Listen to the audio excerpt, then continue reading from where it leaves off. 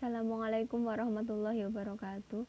Perkenalkan, nama saya Mira Agustina. Di video kali ini saya akan memaparkan tentang bagaimana kondisi perekonomian Indonesia pasca pandemi COVID-19. Yang pertama, apa sih COVID-19 itu? COVID-19 adalah penyakit menular yang disebabkan oleh jenis coronavirus yang baru ditemukan. Virus ini ditemukan di Wuhan, China pada Desember 2019.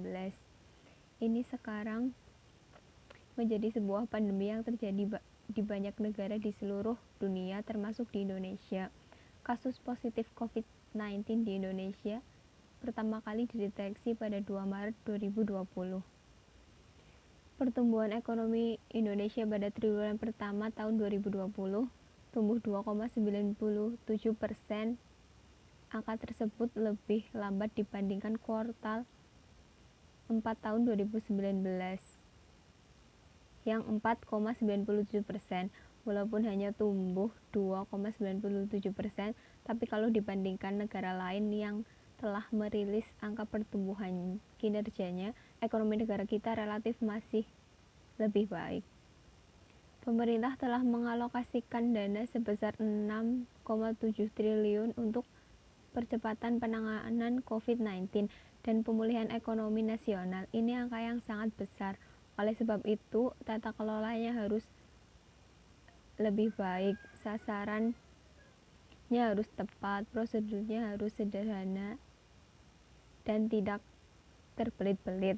Output dan outcome-nya harus maksimal bagi kehidupan seluruh rakyat Indonesia. Dana itu harus diawal dan diawasi dengan baik agar dapat membantu masyarakat dan para pelaku usaha yang sedang mengalami kesulitan.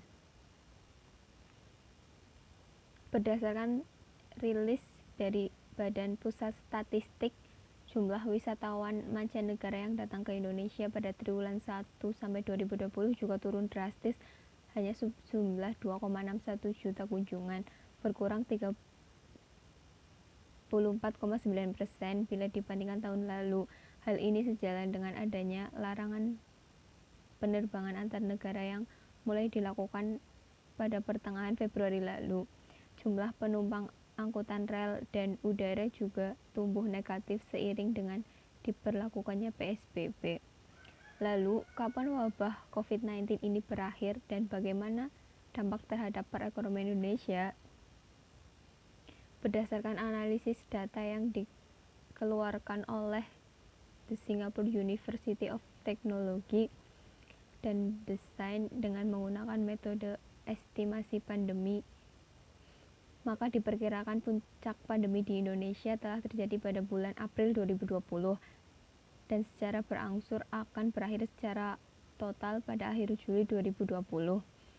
Data ini dikeluarkan per 5 Mei 2020 yang diambil berdasarkan data dari berbagai negara untuk memprediksi berakhirnya pandemi di dunia. Berdasarkan data tersebut, diperkirakan akhir Mei 2020 kebijakan PSBB dapat segera berakhir.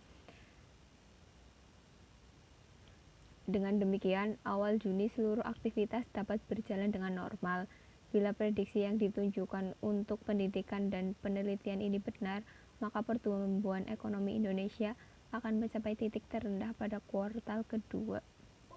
Yang kedua, kita akan membahas tentang stimulus fiskal.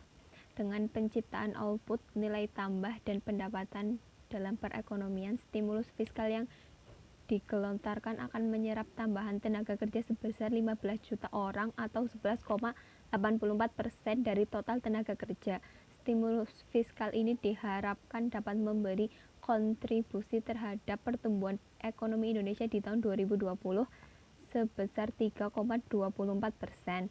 Stimulus fiskal juga telah diikuti dengan stimulus moneter yang diberikan oleh Bank Indonesia dengan menurunkan tingkat bunga acuan dan pelonggaran giro wajib minimum.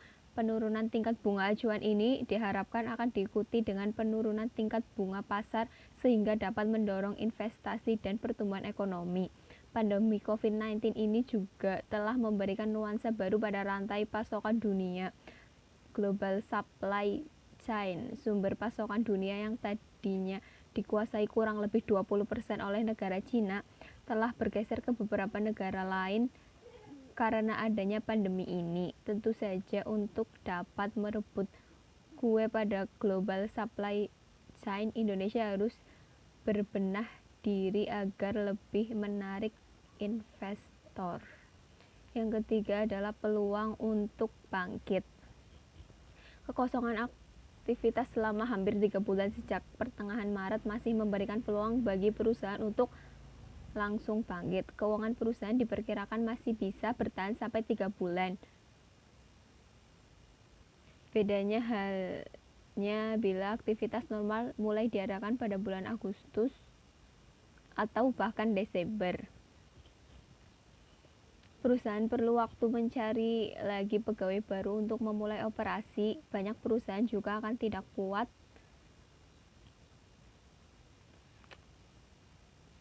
bertahan selama lebih dari 3 bulan. Dari sisi makroekonomi, dengan adanya stimulus fiskal yang disertai dengan realokasi anggaran untuk kesehatan, perlindungan sosial, dan pemulihan ekonomi nasional dari sektor keuangan diharapkan akan dapat meningkatkan perekonomian secara perlahan di kuartal ketiga. Dengan menggunakan model input-output, tim riset ekonomi memperkirakan bahwa stimulus fiskal oleh pemerintah sebesar 4,5 triliun akan tercipta output dalam perekonomian sebesar 649,3 triliun. Sementara itu nilai tambah dan pendapatan pekerja akan meningkat masing-masing sebesar 355 triliun dan 146,9 triliun. Lalu langkah apa saja sih untuk pemulihan ekonomi? Berikut 5 langkah pemulihan ekonomi. Yang pertama, upaya pemulihan ekonomi melalui strategi kebijakan Bank Indonesia. Yang kedua, pembangunan sumber daya manusia menjadi prioritas utama. Kita membangun sumber daya yang bekerja keras, dinamis, membangun sumber daya yang terampil, menguasai ilmu pengetahuan dan teknologi, mengundang talenta global untuk bekerja sama dengan kita. Yang ketiga, program pemulihan UMKM.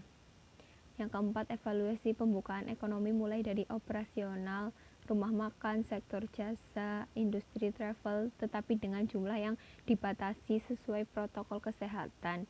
Yang kelima, kedisiplinan masyarakat. Kedisiplinan masyarakat adalah salah satu kunci sukses tangani COVID-19.